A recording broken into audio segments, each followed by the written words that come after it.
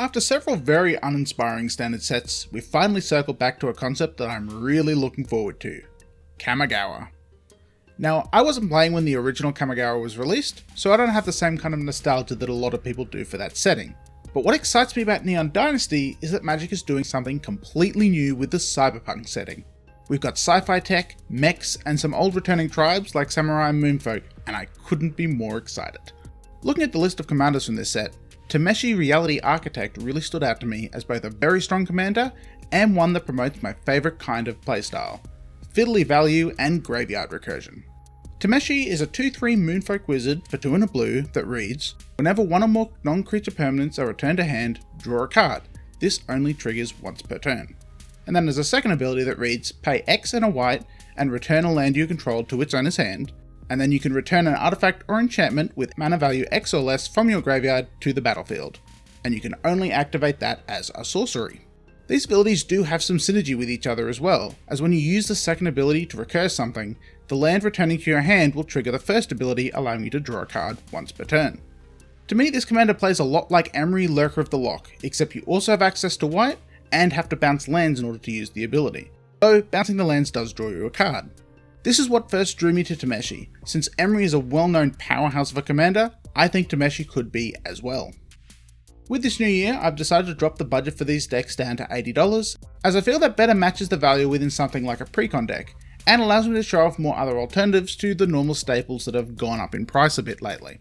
It won't change the power levels for the decks I build though, will me continue to aim for a mid-power strength out of these budget decks. With that out of the way, let's get to the deck tech. First up, let's talk about the ramp. For that, we have Sol Ring, Wayfarer's Bauble, Mindstone, Commander Sphere, Filled Mist Border Post, Ghirapur Orrery, Walking Atlas, Burnished Heart, Solemn Simulacrum, and Myriad Landscape. But alongside these traditional mana ramp pieces, we also have several pieces of white catch-up ramp with Knight of the Right Orchard, Loyal Warhound, Keeper of the Accord, and a Chaomancer's Map. Since our commander is going to be bouncing lands to hand, it will be fairly common for us to be behind on lands, so these ramp sources can help us keep pace with the rest of the table even if we're returning lands to hand. The biggest tier of course is our Chaomancer's Map, which takes up a good chunk of the budget for this deck, but I feel like it's one of the most powerful pieces to use with this commander, allowing us to bounce a land and then get it back into play before our next turn again. It's also an artifact, which means it's really easy to recur from our graveyard with Tameshi.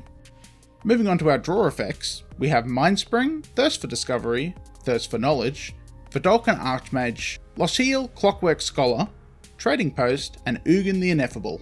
We also have an Aether Spellbomb, a Chromatic Sphere, and a Chromatic Star that we can recur with our commander over and over to draw cards. This should be enough to keep our hand fairly full, with enough options for repeated draw if we really do get stuck at some point. Moving on to our removal, we have Swords to Plowshares, Angelic Ascension, Resculpt, Seal of Cleansing, Ugin the Ineffable, and Meteor Golem for our targeted removal, and Negate and Disdainful Stroke for counterspells. Along with this, we have Steel Hellkite, Cleansing Nova, Austere Command, Flood of Tears, and Ondu Inversion for our board wipes. And as mentioned before, we have the ever-reliable Soul Guide Lantern for dealing with graveyards. Most of these are pretty standard for a white-blue deck. While you could do more bounce wipes to take advantage of Tameshi's draw ability, we have access to white in this deck, and I believe you should just run real board wipes instead. Bouncing to hand isn't always the best way to deal with things, especially since everything has an end of the battlefield effect these days. And since our commander is all about graveyard recursion, these wipes don't actually hurt us that much, since we can just bring our stuff back anyway. On that topic, we don't just want to rely on our commander for recursion, so we have a couple of other pieces to help with that. There is Mere Retriever, Scrap Trawler, Sun Titan, Amiria's Shepherd, Trading Post, Buried Ruin, Sequestered Stash, and the new Brilliant Restoration. We basically just want a merry-go-round of value to happen when using this deck, as our artifacts go in and out of the graveyard and back into our hand again, allowing us to draw cards and ramp over and over. Moving on, we also have some tutors to help find our important tools. These include Oswalk the Fiddlebender to upgrade our artifacts, Tribute Mage to find our juicy 2-mana artifacts, Expedition Map to find utility lands, and Anchor to Reality to find and cheat out some of our equipment. We don't have the budget for a ton of tutors in this, but that's fine for a deck of this power level. Let's talk about some of the other artifact synergy we have. We have Mecha Titan Core, because of course I'm going to include this rad new card. Being able to exile a bunch of our artifacts in order to make a really big mech to hit people with, that sounds fantastic. We also have Steel Overseer to put counters on our creatures, Foundry Inspector to reduce the cost of artifacts, Ugin the Ineffable to reduce the cost of colourless artifacts, and Efficient Construction to make Thopters as we cast our artifacts. Sadly, Efficient Construction won't trigger off our commander's ability, but we should get enough value out of it anyway. Next up, we have some cards to protect our board state. This includes Bronze Guardian to give our stuff Ward 2, Swiftfoot Boots for protection and haste, and the new Cloudsteel Kieran to stop our opponents from winning, great for dealing with combo players. Along with our counterspells, this can just help us keep stuff in play for longer. For the land base, we have a couple of utility lands, along with bounce lands to synergize with Tameshi. This includes Command Tower, Irrigated Farmland, and Razortide Bridge for our dual lands, Azorius Chancery, Coral Atoll, Guildless Commons, and Karoo for our bounce lands. And then we have Buried Ruin, Sequestered Stairs, Mistveiled Plains, and Mystic Sanctuary for recursion, Darksteel Citadel for artifact synergy, High Market and Phyrexia's Call for sacrifice outlets, and Idyllic Grange for bounce value and Mirrored Landscape for ramp. The bounce lands are good in this deck because they trigger Tameshi's first ability and basically let's draw a free card off them. They can also help act as a discard outlet if we want to drop something into our graveyard by making our hand too big. To wrap up our land base, we then have 10 islands and 10 plains. This deck is pretty balanced, so I think an even split is good here. The harder spells to cast are white heavy, but the catch-up ramp mainly pulls out plains, so getting white mana isn't too hard. So we've gone over most of the deck now. Let's talk about the cards that are actually going to let us win the game. First up, Tameshi has a really straightforward infinite turns combo. Since Tameshi lets us bounce lands to hand, we can use Mystic Sanctuary to put an extra turn spell back on top of our library. It has to be a spell that doesn't shuffle or exile however, so the only one within this deck's price range is Walk the Eons. If we cast the extra turn spell, then put it back on top of our library, we then draw it during the extra turn and can cast it again. However, that alone doesn't actually achieve anything, as the card we draw will always be the extra turn spell, so we either need a board state that can kill our opponents, such as a flyer when they don't have any blockers, or a way to draw more cards. And that's where the 1 mana artifacts come in: Aether Spellbomb, Chromatic Sphere, and Chromatic Star. They can be the target that we recur, and then we sacrifice them to draw an extra card during each of our extra turns, which allows us to slowly dig through our library. This can also work with Mind Stone and Commander Sphere, though obviously it would cost more mana. Once we have something that can swing into our opponents, such as a flyer or just removing all their blockers with our removal, then we can kill everyone off and win the game. But that's not the only way this deck has to win. We also have some big beaters to go along with our artifact theme. For that, we have Traxxas, Scourge of Krog, and Triplicate Titan for our big creatures, and Nettlecyst and All That Glitters to help pump up our creatures depending on how many artifacts are out. We then have Horizon Shine to turn all our non-creature artifacts into 4/4 creatures to swing out with.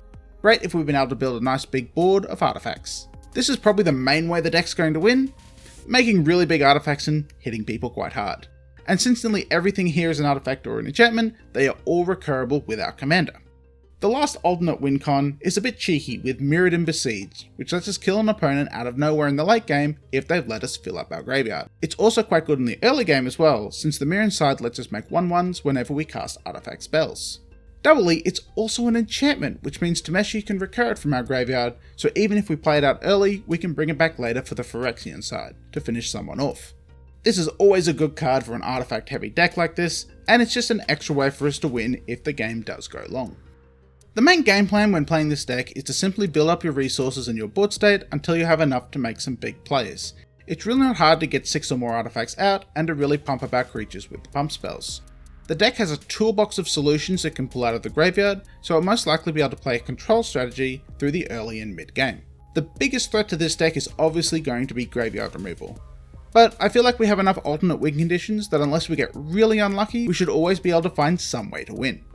Through my playtesting, it does struggle a bit against fast aggro strategies, or if it's teamed up against, but I don't think there's too much in this deck that will get you immediately targeted out of the game.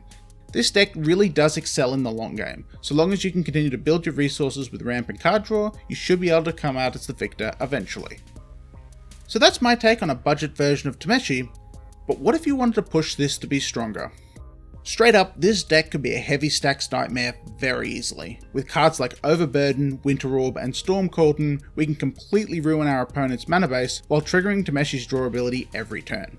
I wouldn't recommend building Tameshi like this if you still want to have friends, but from my own experiment when designing the deck, it does seem to be a very viable direction. Another direction to take this would be to lean into the graveyard recursion. You could run all the common white graveyard loops like Reveillark and Karmic Guide and Sun Titan.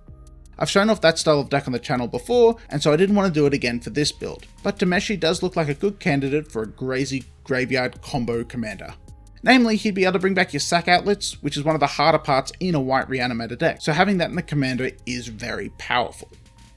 Of course, another direction you could do is along the same lines as this deck with the artifact theme, and the easiest way to then power it up would be to include stronger artifacts. Things like Wormcoil Engine or Blightsteel, Esper Sentinel, that sort of thing, along with looking into graveyard-based loops such as Clark Clan Ironworks and Nim Deathmantle.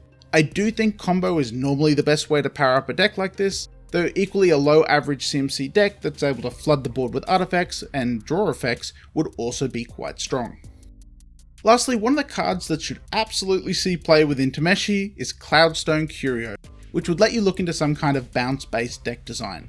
I didn't include much bounce removal or effects like that in this deck, but it would be a very powerful effect if used correctly. The only downside is the once per turn on the commander and the fact it doesn't trigger off creatures bouncing, but you can definitely work around that.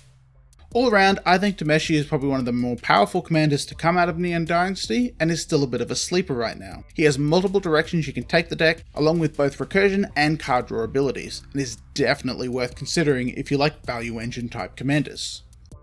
That's it for now though, so thanks for watching and I'll talk to you again next time.